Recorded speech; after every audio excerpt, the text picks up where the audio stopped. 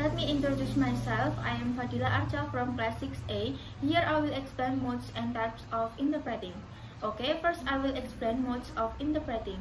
First, consecutive interpreting. The interpreter speaks after the speaker finishes. Used in small meetings, no equipment needed, and often use notes. Second, simultaneous interpreting. The interpreter speaks at the same time as the speaker. Used in big events, require equipment, interpreters work in pairs. Third, whisper interpreting. Although it is a form of simultaneous interpreting, no equipment is needed during the process because the interpreting is usually done for a small number of participants. In addition, the interpreter uses a soft voice.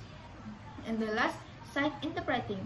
The interpreter reads a written text and translates it aloud, used in meetings or court. And then I will explain types of interpreting. First, conference interpreting, used in multilingual meetings or conference, can be consecutive or simultaneous. Second, escort interpreting. An escort interpreter does not only act as an interpreter who translates the short text into other language. The escort interpreter must also act as the client assistant who helps the client needs during the trip. Third, liaison or bilateral interpreting. Two-way interpreting in informal settings like business or community. The interpreter switches between two languages. And then telephone interpreting. Remote interpreting via phone, useful for emergencies. And then television interpreting. Television interpreting is a type of simultaneous interpreting that uses equipment. In television program which is recorded inside the studio, the interpreter sits in a booth where he or she is able to see the speakers. Equipment are provided inside the booth.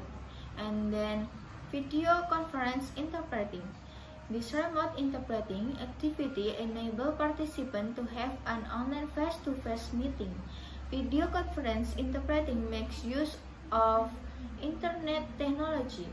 And then community interpreting for public service like immigration or healthcare require language, cultural, and contextual knowledge.